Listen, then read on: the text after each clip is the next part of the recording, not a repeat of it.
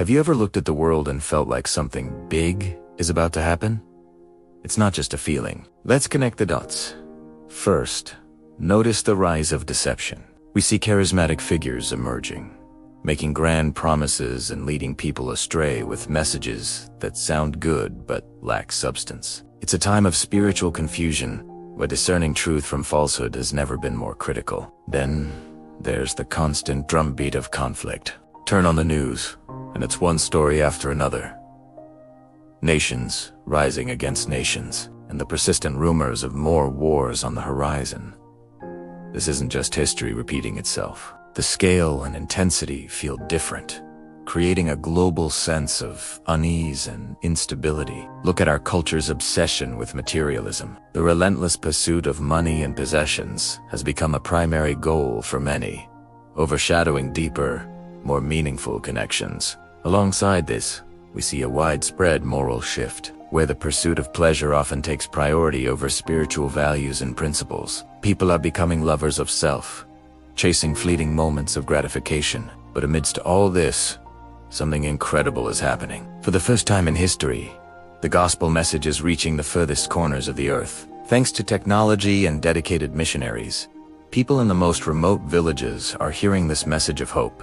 It's a global phenomenon, fulfilling ancient prophecies that this would happen before the end. At the same time, there's a push for global unity and governance. While this may seem like a positive step towards peace, it also sets the stage for centralized control. We see technology advancing at an astonishing rate, with surveillance systems and digital currencies that could one day regulate who can buy and sell. It's a sobering thought that makes you wonder about the future of personal freedom. Sadly, many are turning away from faith. A growing wave of apostasy is sweeping through, with people openly rejecting spiritual beliefs they once held. This spiritual blindness is often accompanied by mockery. Scoffers dismiss the idea of a divine return, and in this climate, love for one another can grow cold. So, what's our response? This isn't a call to fear, but a call to be awake. It's a time for discernment, for holding fast to what is true and good. We're encouraged to live with purpose and holiness, anchoring our hope not in the shifting sands of this world, but in something unshakable. Stay vigilant, keep your heart full of love, and focus on the light that shines even in the darkness. Thanks for watching. If this message resonated with you, please like, share, and subscribe for more content that helps us navigate these challenging times together. Stay hopeful and stay blessed. Have you ever looked around at the world and felt like something profound is shifting? Like the headlines we see every day are more than just news, they're signs of something bigger. Many ancient texts describe a period of great change before a final, world-altering event. Today, let's explore some of these signs and see how they mirror our current reality. First, there's the rise of deception. We're warned about charismatic figures who would appear, claiming to have all the answers, leading many astray with convincing words and false promises. In an age of deep fakes and digital manipulation, it's easier than ever to create illusions that feel real, making it hard to know who or what to trust. We see leaders and influencers emerge, gathering huge followings, yet their messages can sometimes lead people away from enduring truths. Then, there's the constant drumbeat of conflict. The prophecies speak of wars and rumors of wars, of nation rising against nation. Turn on the news, and what do you see? Conflicts erupting across the globe, tensions between world powers escalating, and a pervasive sense of instability. It feels like the world is holding its breath, perpetually on the edge of a much larger conflict, just as the ancient scriptures foretold. Look at our culture's obsession with materialism. We're told that in the final days, people would become lovers of money, driven by the desire for more possessions, more status, more comfort. Our society celebrates wealth and luxury like never before. Advertisements constantly tell us that happiness is just one purchase away, creating a cycle of wanting more, yet never feeling truly satisfied. This focus on material things often overshadows deeper, more meaningful pursuits. Alongside this, we see a shift in moral values, a culture that prioritizes pleasure above all else. The scriptures describe a time when people would be lovers of pleasure rather than lovers of God.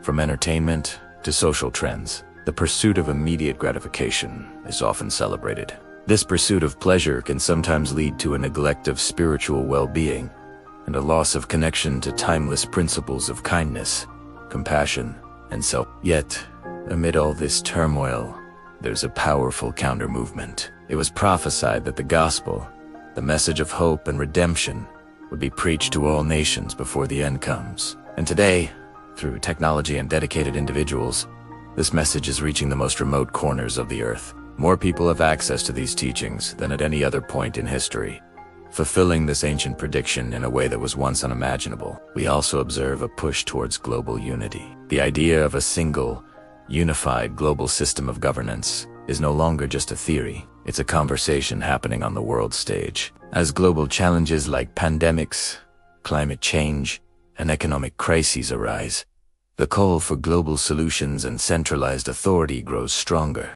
This move towards a one-world system echoes prophecies about a unified power structure in the last days. But this era is also marked by a great falling away, or apostasy. We see a growing rejection of faith and traditional beliefs, even within communities that were once strongholds of faith. The scriptures warn this will pave the way for a figure known as the man of lawlessness, who will oppose all that is held sacred. As spiritual foundations erode, it creates a vacuum that can be filled by powerful, lawless ideologies. And how could such a system be controlled? Consider the explosion of technology. Prophecies speak of a system when no one can buy or sell without a specific mark. Today, with digital currencies, biometric identification, and mass surveillance, the infrastructure for such a system is not just possible, it's already being built. Our lives are becoming increasingly digitized, creating a framework for unprecedented control over commerce and individual freedom.